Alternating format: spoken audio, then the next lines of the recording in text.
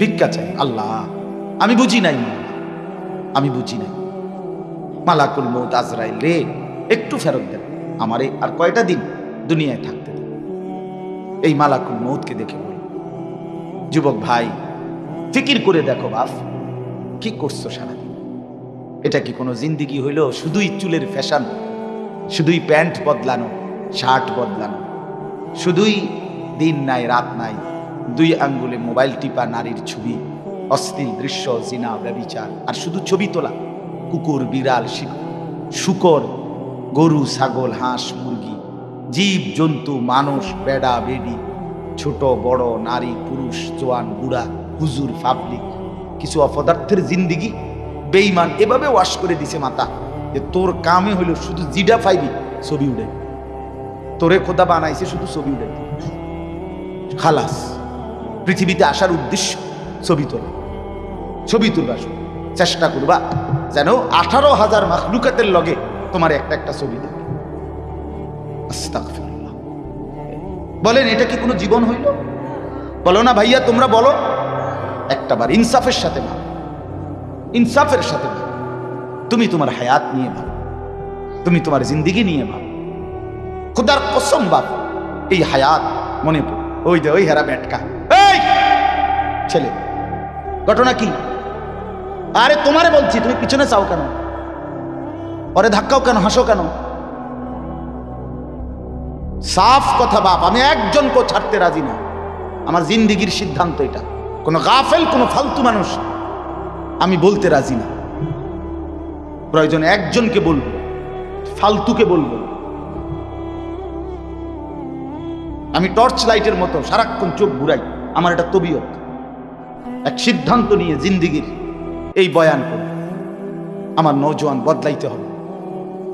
আমার সম্পদেরা, এই ছেলেগুলো যদি নষ্ট হয়ে যায়, একটা গাছের মূল অংশই যদি নষ্ট হয়ে যায়, এই গাছ টিকবে কিভাবে? একটা জাতির যুব সমাজ যদি নষ্ট হয়ে যায়, খোদার কসম ওই জাতি টিকে না, ওই জাতি টিকে না। পৃথিবীর উত্থান পতন, আলো অন্ধকারের সবকিছু যুবকের গান। যুবক চাইলে গড়তেও পারে, যুবক চাইলে ভেঙেও ফেলতে পারে, নষ্ট করেও ফেলতে পারে। কালকে রাত্রে আমি ব্রাহ্মণবাড়িয়া এক জায়গায় বয়ান করছি। রাতের 1:30 পৌনে 2টা বাজে মাহফিল শেষ করে খানা দানা খাইয়া যখন আবার রওনা দিছি, খুব খারাপ রাস্তা, একেবারে ভাঙ্গা চঙ্গা রাস্তা। নওজোয়ান ছেলে 5-6 জন। ওরার কথা হইল, হুজুর আমরা সিএনজি লইছি, আপনারে মেইন রুট পর্যন্ত দিয়ে আসবো। তখন আমি বললাম লাগবে না, আমি চিনি বাপ। কয় না না, আমরা দিয়ে আমর। তা আমার কাছে তখন আমার সাথে যিনি ছিল, আমি তারে বললাম দেখেন এটা নওজোয়ানের দ্বারাই সম্ভব। রাত 2টা বাজে, কিসের শীত আর কিসের ঠান্ডা? সে মনে করে আমার এই শরীর স্বাস্থ্য, আমার এই জওয়ানি তার দ্বারাই সম্ভব। কিন্তু মুরব্বী চাচা কি পারলো এটা? তাহলে যুবক চাইলে গড়তেও পারে, যুবক চাইলে নষ্ট হইতে। আফসোসের ব্যাপার বাপ, আজকে দুশ্মন আমাদেরকে দিয়ে এটাই করছে। মুসলমানের ছেলেগুলোকে এই চুল সাজানো লইয়া লাগাই দিছে। চুল সারাক্ষণ একবার চুলে দিকে ফিরাবি, আরেক দিকে ফিরাবি, সারাক্ষণ কি হাসে, ঠাট্টা করে, নিজে নিজে দুষ্টামি করে, একতে আরেকটারে লাত্তি মারে, শার্ট লইয়া টান মারে, টানা থাপ্পড় মারে। আপন বন্ধু, আপন বন্ধু একজন আরেকজনকে এমন নিকৃষ্ট, মা নিয়া বোন নিয়া গালি দেয়। কুত্তাও এমন কথা, আরে কুত্তা শুকরেও এত বড় কথা। এটা কি? হাসতে হাসতে তামাশা, হাসতে হাসতে খামখেয়াল। রাস্তার পাশে মানুষ চলে, গাড়ি ঘোড়া চলে, দাঁড়াইয়া পেশাব করতেছে। একবার সারাদিনে একটা বারও পেশাব করে পানি নেয় না, ঢিলা কুলুক টয়লেট পেপার ব্যবহার করে না। আরে এটা তো কুত্তার স্বভাব, এটা তো কুত্তার স্বভাব হইতে পারে না, মানুষের স্বভাব হইতে পারে না। এটা কোনো জিন্দেগি নাকি? আমরা এভাবে ব্যর্থ হলাম কেন? আমাদের মুসলিম যুব সমাজ এভাবে হেরে যাবে কেন? আমাদের কিসের অভাব ছিল বলেন? আমাদের আল্লাহ আছে, আমাদের রসুল আছে, আমাদের আখেরাত আছে, আমাদের একটা সুস্পষ্ট কোরআন আছে, আমাদের রসুল আছে, তার 23 বছরের জিন্দিগি আছে। কিসের অভাবে আমরা এভাবে হাল ছেড়ে দিলাম? হাল ছেড়ে দিলাম কেন বলেন? ছেলেরা বাপ, এই জন্য অনুরোধ, নষ্ট না, নষ্ট রাগ হইও না। আপন করে বলার কেউ নাই, সবাই তুম করে ছেড়ে দিছে। বাপেও বলে না, মাও বলে না, এই সমাজের মানুষগুলোও বলে না, মনে করে ফুলাইন যে যা মনে করছে। আহারে, এটা কোনো কথা না রে বাবা, এটা কোনো জীবন না। একটা ওয়াক্ত নামাজ পড়তে মন চায় না সারা দিনে, এটা মুসলমানের বাচ্চা কেমনে হয় বাপ? কোন নাম নেরা কোন? তার বাপ কি করলো জীবনে, তার মা করলো কি? খোদার 365 দিনে একটা বছর কোনো দিন 16 বছরের ছেলেটা, 16 বছরের মেয়েটা কোনো দিন ফজরের নামাজ পড়লো না, জানেও না ফজরের ওয়াক্ত হয় কখন। আচ্ছা, মুসলমানের ঘরে এত বড় অসভ্য কেমনে ঘুমায়? এই মা বাপ করছেটা কি? এদের জীবনের সার্থকতা কি? খাট পালং আর সোফা, ফার্নিচার, টাইলস আর ইট বালু সিমেন্ট, এটা নিয়ে সংসার। কথা কর না বাপ, এগুলোরে কয় সংসার নাকি? আমি তো প্রায় বলি, আমি যদি বলি যে আমার শ্বশুর বাড়ি তেগুড়িয়া, আপনারা জানেন তেগুড়িয়া আমার শ্বশুর বাড়ি, ওই যে আমার শ্বশুর বাড়ির লোক আছে ওই যে, তো আমার শ্বশুর, আমি শ্বশুর বাড়ি ওইখানেই নামাজ পড়ে আসছি মাগরিব। এখন আমি যদি বলি কাউকে যে আমি তেগুড়ে আসছি পরিবার নিয়ে, কথা বুঝেন, আমি বললাম আর কি, আঙ্কেলের কাছে বললাম যে আঙ্কেল আমি পরিবার নিয়ে আসছি, তো উনি কি বুঝবে? মানে আমার ঘরের ফার্নিচার নিয়ে আসছি নাকি? বলেন আপনি কি এটা বুঝবেন? এটা তো সহজ কথা কিনা, যে কেউ বলবে বুঝবে যে আমি যে বললাম আমি পরিবার নিয়ে আসছি, তার মানে কি আমার বউ বাচ্চা নিয়ে আসছি, ঠিক কিনা বলেন না কেন? তাহলে বউ বাচ্চারে বলে পরিবার, বউ বাচ্চা। কেউ যদি বলে আজকে 60 বছর এই সংসারের জন্য কত কিছু করছি, তারে সে কি বুঝায়? সে আমি আজ 60 বছর সোফার লাগিয়া, খাটের লাগিয়া কত কিছু করছি এটা বলতে চাইছে, না স্ত্রী সন্তানের জন্য অনেক কিছু করেছি এটা বলছে? তাহলে সংসার, সংসার বলে বউ বাচ্চাকে, পরিবার বলে স্ত্রী সন্তানকে। সেই পরিবারের সন্তান স্ত্রী, সে যদি পর্দা না করে, সে যদি নামাজ না পড়ে, তার যদি কোনো চরিত্র না থাকে, সে যদি প্রস্রাব করে পানি না নেয়, মেয়েটা যদি অসভ্য হয়, মেয়েটা যদি আরেক ছেলের সাথে প্রেম করে, মেয়েটা যদি বেপর্দা বেহায়া 16 বছরের যুবতী মেয়েটা রঙ্গ রসে টাইট কাপড় পরে পাউডার স্লু মেখে সে যদি রাস্তায় বের হয়, তাহলে এই মা বাপ কি সংসার করলো, কি পরিবার গড়ল? বলেন, ইনসাফের কথা বলেন, বাস্তবতার কথা বলেন। কি হলো ভাইয়া? তোমরা যারা ছেলেরা তোমরা বলো মিয়া, তোমাদের যাদের চুল এই ইহুদির মতো, খ্রিস্টানের মতো, মুরতাদের মতো, বেঈমান মুশরিকের মতো, তোমাদের বাপকে ফুটবল খেলোয়াড় তোমার বাপ? তুমি ফুটবল খেলোয়াড়ের ঘরে জন্ম নিছিলা? তুমি নর্তকী তোমারে বড় করছে, তো তুমি এই ড্রেস নিলা কেন? তুমি তো এক মুসলমান ঘরের এক ইমানদারের বাপ সন্তান, তোমার মা এক পবিত্র মুসলমান মা তোমারে 2টা বছর বুকের দুধ খাওয়াইছে। আমাদেরও তো সন্তান আছে, আমরাও তো দেখি বাপ ছোট বাচ্চাটাকে নিয়ে বিবি কি পরিমাণ পেরেশানি করে সারা দিন রাত, এভাবে তো প্রত্যেককেই বড় করছে তাদের মা। আপনারা দয়া করে বুঝতে শিখেন, কার কাছে হেরে গেলেন? আমরা মুসলমান, আমরাই ছিলাম মর্যাদাবান, আমরা হেরে গেছি দুশ্মনের কাছে, এক কাফের মুশরিকের কাছে। আরে এর চাইতে দুর্ভাগ্য, এর চাইতে বড় বদনসিব আর কি হইতে পারে? এই যে আমার দাড়িওয়ালা চেহারা, এটা তো আমারে সাজায় দিছেন মুহাম্মাদুর রাসূলুল্লাহ সাল্লাল্লাহু আলাইহি ওয়াসাল্লাম, আর দাড়িবিহীন যেই চেহারা, এটা তো তারে সাজায় দিছে সেলুনের নাফি। সাফ, আমি ডিজাইন নিলাম মুহাম্মাদুর রাসূলুল্লাহ থেকে, তুমি ডিজাইন নিছো নাফিক থেকে। হ্যাঁ, তুমি কার লগে কি মিলাইলা? কার সাথে কি মিলাই? আমার চুল আমি নিছি সাহাবায়ে কেরাম আউলিয়ায়ে ইজাম থেকে, তারা চতুর্দিকে সমান চুল রাখতেন, আর তোমার এই ফ্যাশনেবল চুল তুমি নিছো সেলুনের নাপিত কিংবা ইহুদি খ্রিস্টান কাফের মুশরিক, কতগুলো তার সিরা মার সিরার ছবি লাগাইয়া থাকে চারিদিকে, এটার ভিতরে এটিতে কোবাইয়া থুইছে কোনানে হালাইয়া, একটার হেন্দিয়া কোপ দিয়া চুল নাই, একটার হেন্দিয়া কোপ দিয়া চুল নাই, একটার হেন্দিয়া কোপ, এটি কোনো আনে হয়তো গেছে আকাম কুকামে কোবাইছে আচ্ছা করে সাফাতি দিয়া, এরপরে আর চুল ওঠে না, এমন শক্ত কোপ খাইছে, এই কোবের পরে আর সিলাই ব্যান্ডিজ ঠিক হয়েছে, কিন্তু চুল আর ওঠে না। এখন ওইগুলো সিদ্ধান্ত নিছে যে এখন কি করা, চুল তো ওঠে না, তো এখন তারা বলছে চালাও, এটারে ফ্যাশন হিসেবে চালাই দাও। বলছে না এইটাই ফ্যাশন। কোনো বেটার হয়তো প্যান্ট ছিঁড়ে গেছে তিনখান দিয়ে, তে বেটা এটারে অঙ্ক করছে না, এইটাই সিস্টেম, যে ভালো প্যান্ট সাইডটা ছিদ্র করিয়া এরপরে এটা ডিজাইন হিসাবে চালাই দাও। আমি তো প্রায় বলি ছিদ্রওয়ালা প্যান্ট যেগুলো, এর অর্থ হইল ফেরেস্তা যাতে এটার মধ্যে আংটা লাগাইয়া তারে টাঙ্গাইয়া ফিরতারে, এই জন্য হয়তো এটার মধ্যে তোরে টাঙ্গাইয়া ফিরবে মনে রাখিস। খামখেয়ালি মনে কর, এটা কোনো কথা হইল নাকি? সুস্থ স্বাভাবিক মানুষ এমন করবে কেন বাপ? আপনাদের কাছে অনুরোধ করছি, আমি যে কথাটা বলতেছিলাম হায়াতের কদর চাই, এই সময় আর আসবে না, এই সময় আর আসবে না। এই একবারই হুয়াল্লাযী জাআলাল লাইলা ওয়ান নাহারা খিলফাতান লিমান আরাদা আন ইয়াযাক্কারা আও আরাদা শুকুরা। আল্লাহ তাআলা বলেন, তিনি আল্লাহ যিনি রাত্র এবং দিনকে পর্যায়ক্রমে, খিলফাতান মানে ধারাবাহিকভাবে যিনি রাত এবং দিন আনেন, একবার রাত আবার দিন, আবার রাত আবার দিন, আবার রাত আবার দিন। আল্লাহ বলেন এটা আমি করি কেন? লিমান আরাদা আন ইয়াযাক্কারা, যে চায় উপদেশ গ্রহণ করতে, আও আরাদা শুকুরা, যে চায় আমি আল্লাহর কৃতজ্ঞতা আদায় করতে, তাদের জন্য। রাত আমি শুকরের জন্য, দিন আমি শুকরের জন্য, আমার স্মরণের জন্য, আমার গোলামির জন্য বানাই। রাত বানাইছি মাগরিব এশার জন্য, দিন বানাইছি ফজর জোহর আসরের জন্য, চুরি ডাকাতি জিনা ব্যভিচারের জন্য না বাবা, না। আল্লাহ বলেন রাত দিন সময় আমার দেয়া।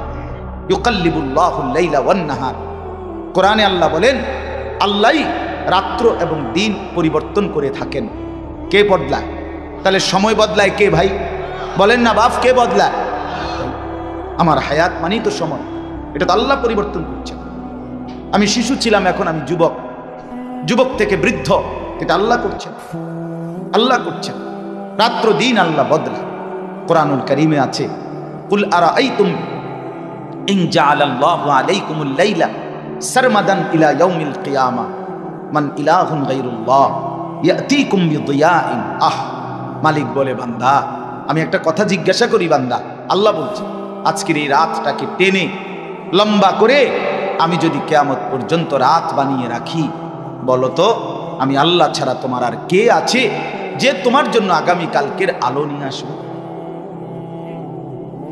বলো না ছেলেরা, ভাইয়া বলো না বাপ, কে আনবে? তো সেই আল্লাহকে কেন ভুলে যাওয়া? সেই আল্লাহকে কেন ভুলে যাওয়া? সেই মনিবকে কেন ভুলে যাওয়া? আমার অস্তিত্বের প্রতিটা মিনিট যার হাতে, আমার বেঁচে থাকা যার ইচ্ছায়, আমার নিঃশ্বাস যার হাতে, আমার চোখের পলক যার ইচ্ছায়, আমার চোখের কানের হাতের সমস্ত শক্তি যার হাতে, সেই আল্লাহকে কেন ভুলে যাও? আল্লাহকে যে সেজদা করে না, আল্লাহর সামনে, মনিবের সামনে, এত বড় কায়নাতের মালিকের সামনে যে ঘাড় নোয়ায় না, সেজদা দেয় না, খোদার কসম তার মতো ঘাড় তেরা, তার মতো গাদ্দার, তার মতো বেয়াদব এই জমিন আর কেউ না। তুই বড় ঘাড় তেরা বেটা, তুই বড় ঘাড় তেরা, তোর ঘাড় শক্ত, ফেরেশতার প্রথমবারই তোর ঘাড়ে দিবে, মনে রাখিস। তোর ঘাড় বড় শক্ত ঘাড়, তুই এত বড় মালিককে কোনো পাত্তা দিলি না, মাতবরি দেখাইছে। আল্লাহ কোরআনে বলছে, বান্দা অযানানতুম আন্নাল্লাহা লা ইয়ালামু কাসীরাম মিম্মা তা'মালুন, তোমরা ভেবেছো তোমরা যা করছো এর অধিকাংশই তোমাদের আল্লাহ জানেন, এটা মনে করছি। ওয়াযালিকুম যান্নুকুম বিল্লাহি, তোমরা যে আল্লাহর ব্যাপারে এই ভুল ধারণা করেছো, আল্লাহ বলেন আরদাকুম, এটাই তোমাদেরকে বরবাদ করেছে। ফাসবাহতুম মিনাল খাসিরিন, ফলে আজকে কিয়ামতের মাঠে তোমরা লাঞ্ছিত জাহান্নামীদের অন্তর্ভুক্ত হয়ে। তোমরা আল্লাহকে পাত্তা দাও না। ওমা কাদারুল্লাহ হাক্কা কদরিহি, রব্বুল আলামিন বলে তোমরা আল্লাহকে পূর্ণ কদর করতে পারো নাই। তোমরা দুনিয়ার সবাইকে লুকাইতে চেয়েছিলে, কিন্তু আল্লাহকে লুকাইতে চাও নাই। তোমার অপরাধ, তোমার দুর্নীতি, তোমার অসভ্যতা, তোমার জিনা, তোমার ব্যভিচার, তোমার উলঙ্গ দৃশ্য দেখা, তোমার সুদের টাকা, হারামের টাকা, সব তুমি দুনিয়ার সব মানুষ থেকে লুকাইবার চেষ্টা করেছিলে। রাত 2টা বাজে, ডানে বামে সব দিকে তুমি তাকিয়ে ভেবেছো গোটা জগৎ ঘুমিয়ে গেছে, মা ঘুমিয়ে গেছে, বাপ ঘুমিয়ে গেছে, এলাকার কেউ জেগে নাই, কেউ নাই, কেউ নাই, আমি একা, শুধুই একা। রব্বুল আলামিন বলে এটা মনে করে রাত গভীরে লেফ কম্বলের নিচে তুমি যখন মোবাইলে উলঙ্গ ছবি দেখছিলে, আল্লাহ রব্বুল আলামিন আর শাজিম থেকে ডাক দিয়ে বলে, আনিস, পৃথিবী যদিও ঘুমিয়ে গেছে, আমি কিন্তু জেগে আছি, আমি দেখছি।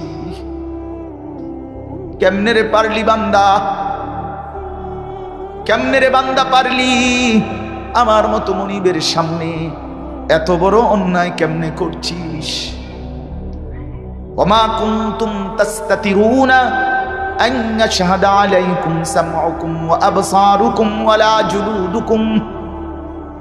আল্লাহ বলে সাথে সাথে বান্দা, তোমার যেই দেহ দিয়ে তুমি গুনাহ করছো, সেই কান, সেই চোখ, সেই শরীরের চামড়া, প্রতিটা পশম, এটাকে তো তুমি আড়াল করতে পারবা না। পারবেন? আল্লাহ বলেন খোদার কসম বান্দা, তোমার সেই দেহের অঙ্গ, শাহিদা আলাইহিম সামউহুম ওয়া আবসারুহুম ওয়া জুলুদুহুম বিমা কানু ইয়ামালুন। হাসরের ময়দানে তোমার কান, তোমার চোখ, তোমার দেহের প্রতিটা চামড়া, অস্থি, মজ্জা, প্রতিটা অঙ্গ আমি আল্লাহর কাছে তোমার সমস্ত নাফরমানির সাক্ষী দেবে। তুমি দেখবে, তোমার অঙ্গ বল, এটার থেকে আড়াল করবা। ওয়াকালু লিজুলুদিহিম লিমা শাহিদতুম আলাইনা। নাফরমান চিৎকার করে বলবে, হায় দেহের অঙ্গ, তোমরা কেমনে সাক্ষী দিলা আমার বিরুদ্ধে? এত যত্ন করলাম এই শরীর দেহ, আজ কেমনে তোমরা আমার বিরুদ্ধে গেলে? আর তোমরা হাত পাও, চোখ, নাক, কান, কথা বলো, এটাও তো জানতাম না। তোমাদেরকে তো জীবনে দেখি নাই কোনোদিন কথা বলতে পারো, আজ কেমনে বলছো? ক্বালু আনতাকানাল্লাহুল্লাযী আনতাকা কুল্লা শাই। তখন দেহের অঙ্গ বলবে, বন্ধু, সবাইকে যেই আল্লাহ জিহ্বা দিয়ে কথা বলার শক্তি দিয়েছেন, সেই আল্লাহই আজকে পুরা দেহকে কথা বলার শক্তি দিয়েছেন। এগুলা কোরআন, আমাদের রূপকথা না, নাটকের গল্প না, ঠাকুরমার ঝুলি না, এগুলা রাক্ষসের গল্প না, এগুলা বানাই না, কাহিনী না, আল্লাহর কোরআন, আল্লাহর কোরআন। অতএব আলহামদুলিল্লাহ আমরা এগুলো বিশ্বাস করে সুখে আছি, অসুবিধাই নাই। মালিককে মাইনা 5 ওয়াক্ত নামাজের সেজদা দিয়ে আলহামদুলিল্লাহ, অভাবে নাই। ইমানদার অভাবের পড়ে না, ইমানদার সবর করে, কখনো স্বাচ্ছন্দ্য, কখনো কষ্ট, উভয় হালাতে সবর করে। অতএব আজকের মূল বক্তব্য, এই সবগুলো তর্জমা আয়াত বলার আগে মূল বক্তব্য হায়াতের কদর করা। কিসের কদর করা বলেন না, সবাই বলেন। ছেলেরা তোমরা বলো না ভাই, হায়াত তু আগার মেরা নিহি বানতা না বন আপনা তো বন। এটা আমি ডেইলি একবার হইলেও বলি। তুমি যদি এই দেশ, জাতি, পরিবার, এই সমাজ, এই পৃথিবীর কোনো উপকার করতে না পারো, ঠিক আছে, কইরো না, কিন্তু নিজের ভালো তো করো। নিজেরে কেন নষ্ট করে দিচ্ছ? এই উলঙ্গ ছবি, এই নর্তকী, এই বেনামাজি জিন্দিগি, এই অসভ্যতা, এই বন্ধুদের আড্ডা, এই রং তামাশা শেষ পর্যন্ত তোমাকে কোথায় নিয়ে যাবে? তুমি একবার ভাবো। কিরে ভাই, তুমি ভাবো বন্ধু, নিজের জন্য তো ভাবো, নিজের ভালোটা ভাবো। মানুষ এত বোকা হয় কেমনে? নিজেরটাও ভাবে না, নিজের ভালোটাই ভাবে না।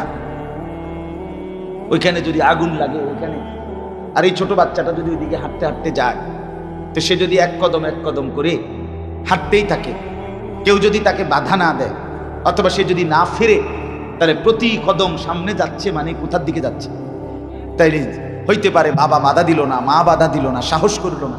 তোমার এই গাউরা চুল দেখা, তোমার এই চেহারা সুরতের কথা ডং দেখে, বেশি কথা কইেন না, হুদা বেন বেনান, তোমার এই গাদ্দারি কথা শুই না হয়তো বাপ মা চুপ হয়ে গেছে, যে যা পিছিয়ে দিয়ে ফির তার কোয়াল বাদ। দে বাদ দে, ছেড়ে দে, তার ফাইলে বিদেশ যাইব, আর না ফাইলে টাকা পয়সা দিলে দিব, না দিলে নাই, বাদ দে, তার ফতে তারে ছেড়ে দে। আহা, তুমি তো শেষ।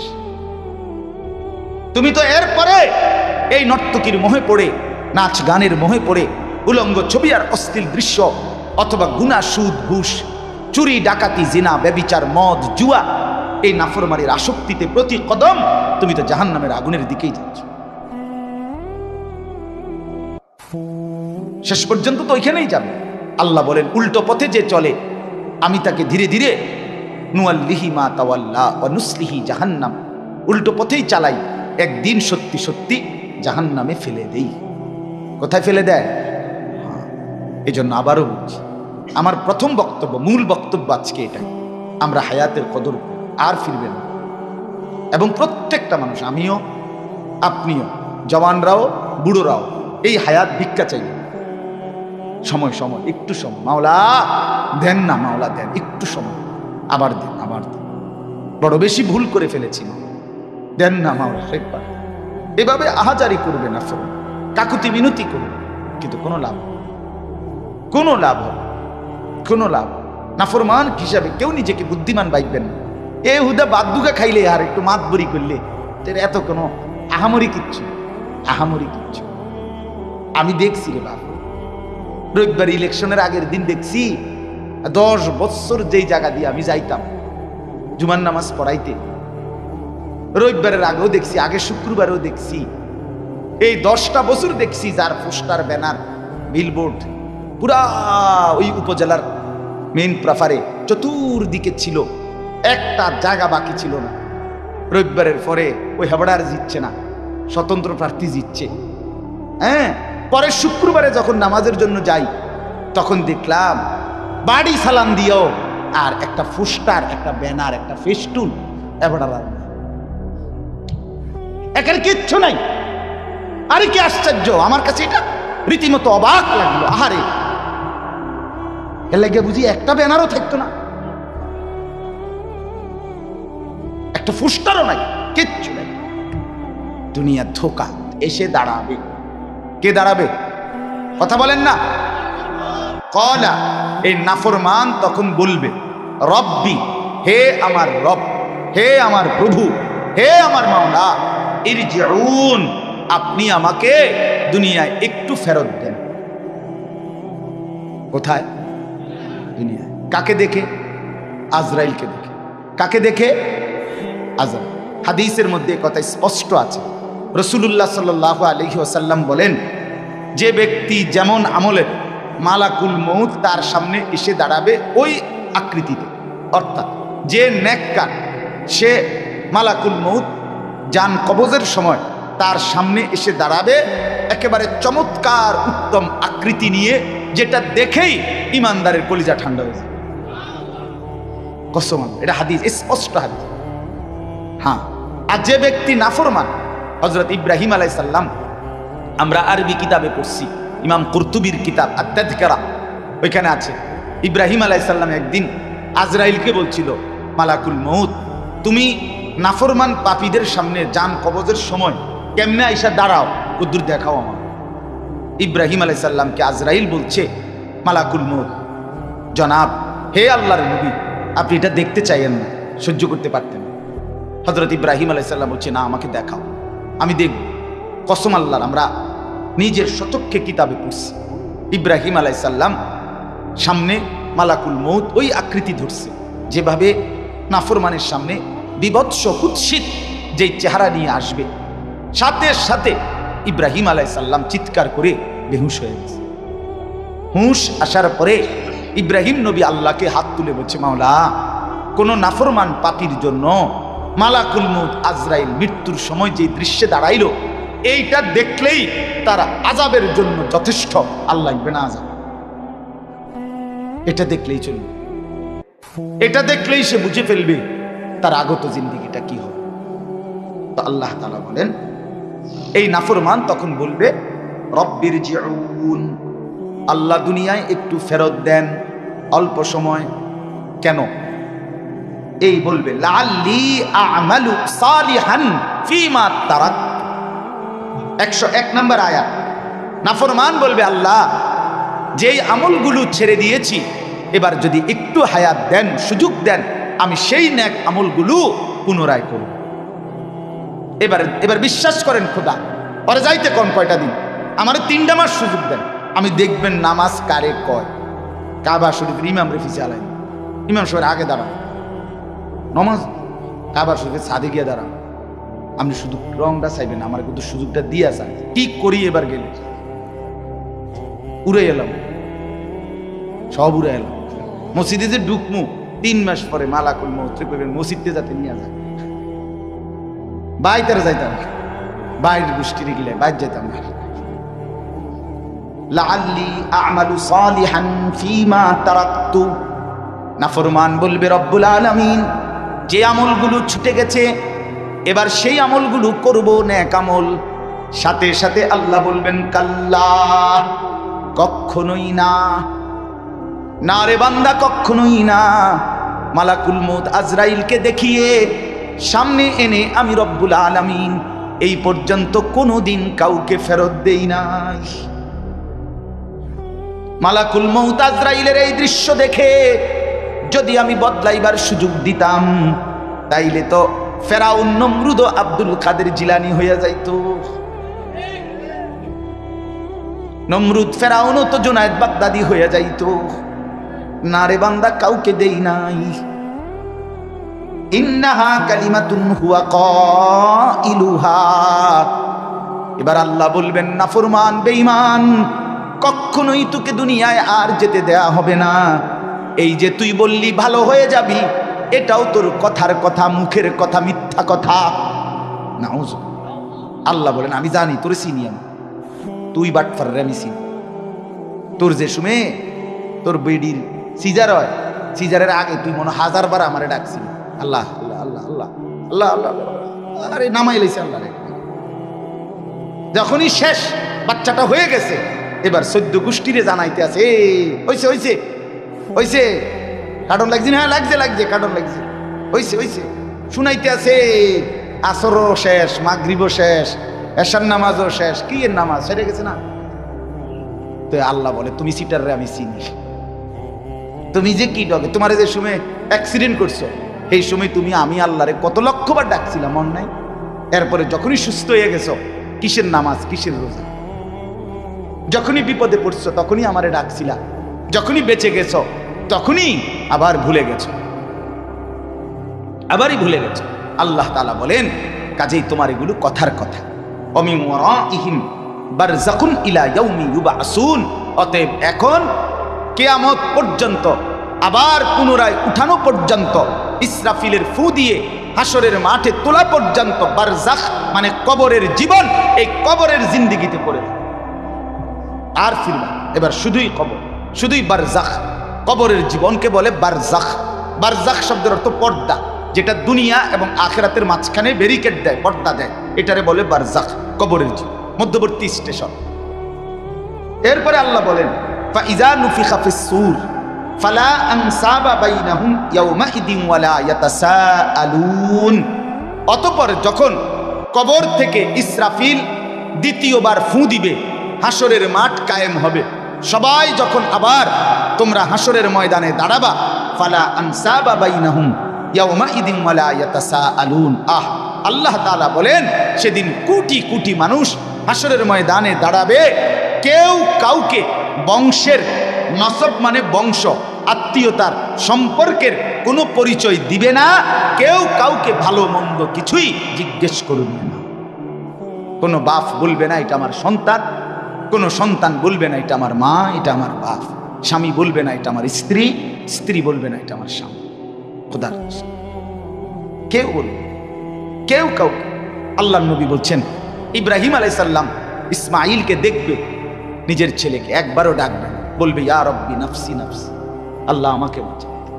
ইয়াকুব নবীর মতো নবী ইউসুফকে দেখবে, কিন্তু একবারও ডাকবেন, বলবে ইয়া রব্বি নাফসি নাফসি, আল্লাহ আমাকে বাঁচা, আমাকে বাঁচা। ওয়ালা ইয়াতাসাআলুন, ভাই কোনো কষ্ট হচ্ছে? না না না, হাসরের ময়দান এনে কইছি না, আমরা এনের কথা কইছি না, এটা হাসরের ময়দানের কথা কইতেছি। এই যে অহন যে আপনি কইলেন না এই কথা যেমন কইলেন আমিও জিগাইলাম, এই জিগাইবও না কেউ আর আমনে নাও কম লাগবে না। এটাই বলছো, ওয়ালা ইয়াতাসাআলুন, কেউ কাউকে ভালো মন্দ কিছুই জিজ্ঞেস করবে না, কিছুই বলবে না, একটা শব্দ বলবে না, কেউ না, কেউ কাউকে চিনবে না। লিখ,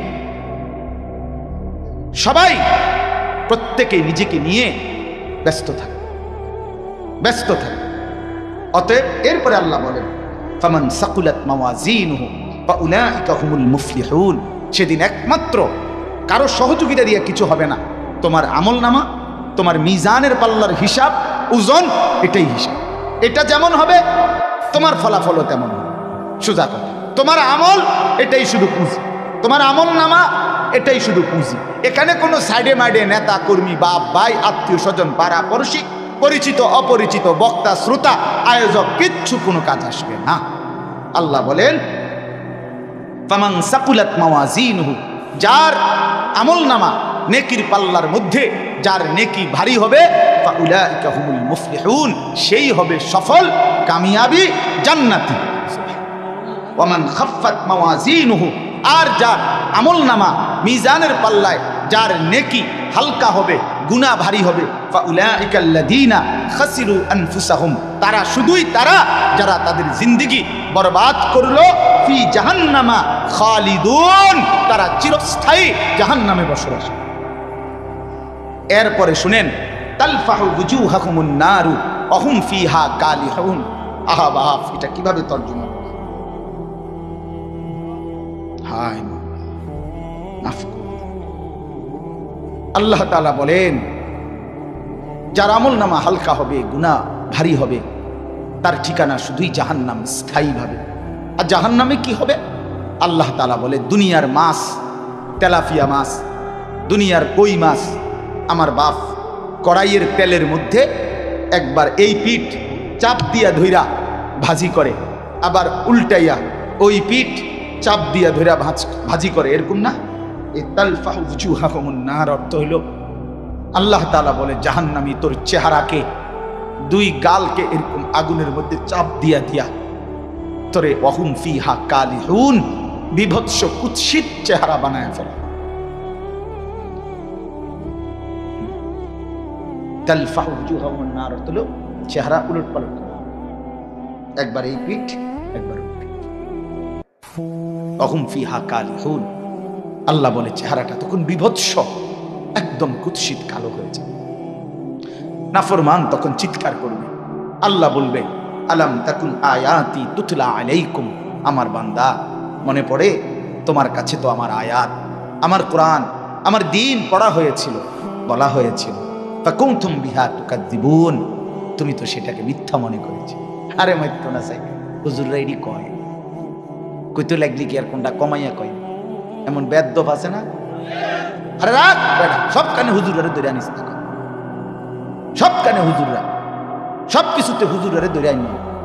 হুজুরের সব ধরতে গেলে আর দুনিয়া চলন লাগতো না। এমন অসভ্য লোক আছে কিনা বলেন? কি বল, কি বুঝাইতে চাই, কি বুঝাইতে চাই? আমি একদিন আমার এক বড় লোক, ভদ্রলোক, বিরাট মানুষ, এবারটা আমারে এরকম ওয়াজে বসছি আর কাগজ লিখতে দিছে, কি কি বলতাম না, এই রাজনৈতিক কথা বলবেন না, বিতর্কিত কথা বলবেন না, আরো কিতা কিতা জানি অনেকটি লিখে দিছে, মানে 7-8টা হইল, নিচে লিখে দিছে। এরপরে কোরআন সুন্নাহ থেকে কথা বলবে। পরে আমি খুব সুন্দর করে বলছি, আঙ্কেল মনে কিছু না নিলে এ যেটি যেটি লিখছেন বলা যাবে না, এগুলো বাদ দিয়া কোরআন সুন্নাহর কথাটা কেমন হয় এটা স্যাম্পল হিসাবে একটু আমনে 10টা মিনিট কুদুর কর, এরপরে আমি এটার ব্যাখ্যা করব। মানে আমনে আগে, আমনে তো যেহেতু বুঝছেন, এটি বাদ দিয়া কুন্ডি কোরআন হাদিসের কথা, এই কথাটি কুদুর আমনে কুদুর 10টা মিনিট বলেন, পরে 2 ঘন্টা লাগাইয়া আমি এটি বুঝাবো। আমরা কি আর এগুলো জানি? হাবড়া শুদ্ধ মারে, আমরা কি আর এগুলো জানি? না জানলে আপনি ফাজলামি করলেন কেন? কথা বলেন না কেন? আপনি এটি লিখলেন কেন? কথা বলেন। আমার সাফ কথা, আওয়ামী লীগ বিএনপি বুঝি না আমি, আমার বাপ মুসলমান, আপনারা প্রত্যেকের কাছে অনুরোধ, রাষ্ট্রের শেষ মাথা থেকে একেবারে শেষ পর্যন্ত জমিনের প্রত্যেক বিষয়েই কোরআন সুন্নাহর আলোকে উলামায়ে কেরামকে যদি কথা বলবার সুযোগ দেয়, তাইলে রাজনৈতিক ব্যক্তিরাও সংশোধন হবে, সমাজের সাধারণ মানুষরাও সংশোধন হবে, হাসরের ময়দানে সকলেই তখন লাভবান হবে। যারা রাজনীতি করেন আপনারা এই দেশের বাহিরে না, আপনারাও শোনা দরকার।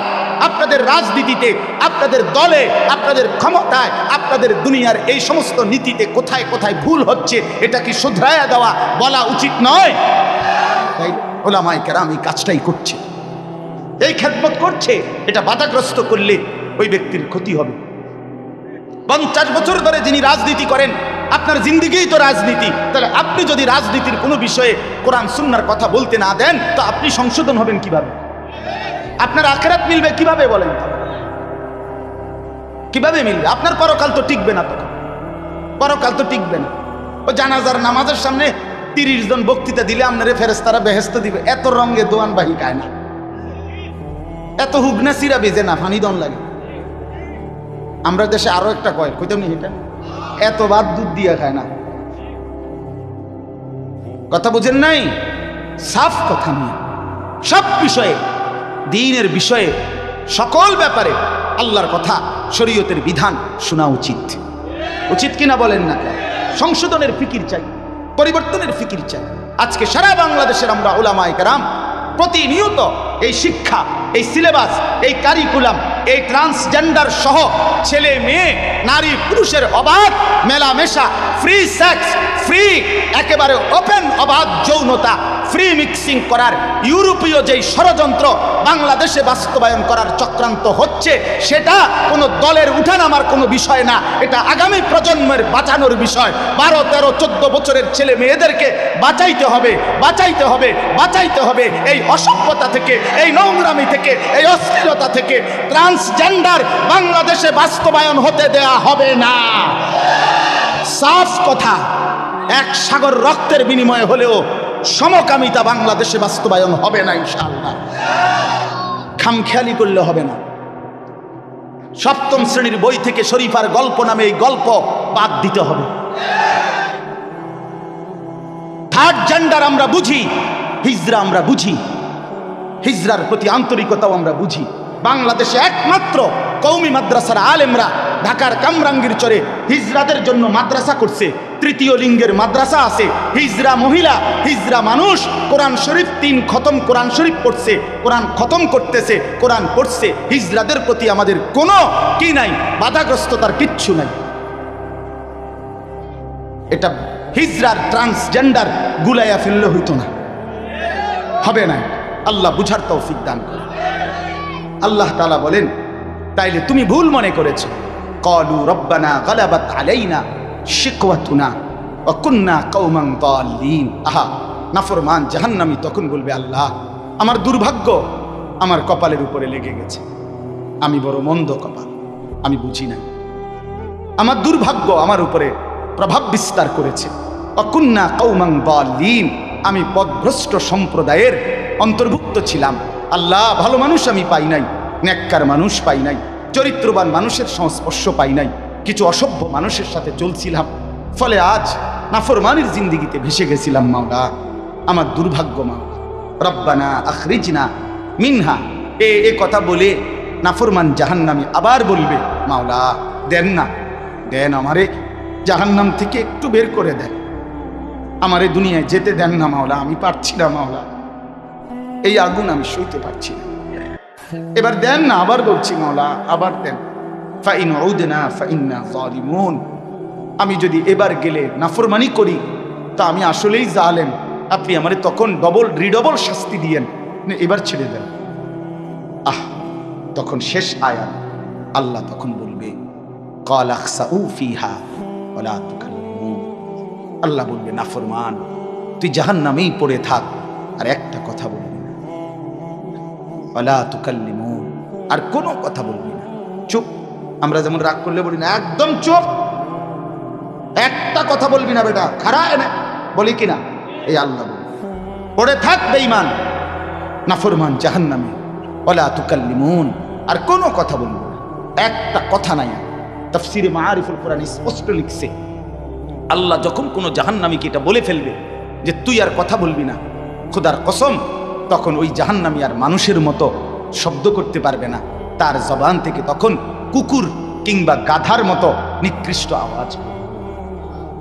আল্লাহ আমাকেও মাফ করে দেন, আমাদের প্রত্যেককে মাফ করে দেন। আল্লাহ তাআলা আজকের মাহফিল কবুল করেন। আজকে আপনাদের আমাদের সবাই যেন সময়কে কদর করি। যুবক ভাই, মোবাইলের আসক্তি ছেড়ে দাও, জিন্দিগি কাজে লাগাও। 5 ওয়াক্ত নামাজ পড়ো, ফজরের নামাজ পড়ো। বাবা চাচারা জিন্দিগি সুন্দর করেন, মা বোনরা হায়াতকে কদর করেন, পর্দা পুশিদার জিন্দিগি পালন করেন। আল্লাহ তাআলা তৌফিক দান। হ্যাঁ জি আমার বাপ, দয়া করে এখন তো এশার নামাজের বিরতি, এশার নামাজের পরে আবার যথারীতি ইনশাআল্লাহ বয়ান হবে। বিশেষ করে আমার আজকের এই মাহফিলের যিনি প্রধান বক্তা, আপনারা সবাই জানেন, আমার পরম শ্রদ্ধেয় বড় ভাই, আমার অভিভাবক, আমার মুরব্বী, যে আমার এই কোলে পিঠে করে পড়ালেখা করাইছে, তিনি আমার শুধু ভাই না, আমার আপন বড় ভাইও। আমি ভাইয়ার কাছে সরাসরি ছাত্রের মতো পড়ালেখা করছি, ছাত্র হিসাবে। ভাই আমার এই ছোটবেলায় কোলে করে বাসের সিটে বসায় নাই, কোলে বসাইয়া নোয়াখালী লক্ষ্মীপুর টুমচর মাদ্রাসায় ক্লাস 5-এর পরে দিয়ে আসতো, আবার ভাইয়া আনতো গিয়া ব্রাহ্মণবাড়িয়া দিয়ে আসতো। মানে এত ছোট ছিলাম যে সিটে বহাইতো না, কোলে বইতাম ভাইয়ের। সেই বড় ভাই আলহাজ হজরত মাওলানা মাহবুবুর রহমান আশরাফি দামাত বারাকাতুহুমুল আলিয়া, ভাইয়াও ইনশাআল্লাহ বয়ান করবে। আপনারা এশার নামাজের পরে আবার যথারীতি সবাই জমে বসবেন, বলেন ইনশাআল্লাহ। এখন একটা অনুরোধ হইল, নওজোয়ান ছেলে তোমরা যারা এশার নামাজ না পড়ে এখন বাইজ্ঞা যাইবা গায়ে দিকশে, তোমরা কদ্দুর হাত উঠাইলে তোমগুলো লাগে আলাদা একটু দোয়া করতো, একটু হাত উঠাও যারা এশার নামাজ পড়তা না। না না অনেকে পড়বে না, আমার এটা বুঝ আছে না, আমরা বেনামাজি দেখতে দেখতে আজ কি নতুন দেখিনি, তাইলে অপদার্থ দেখতে দেখতে একটা আইডিয়া আছে না।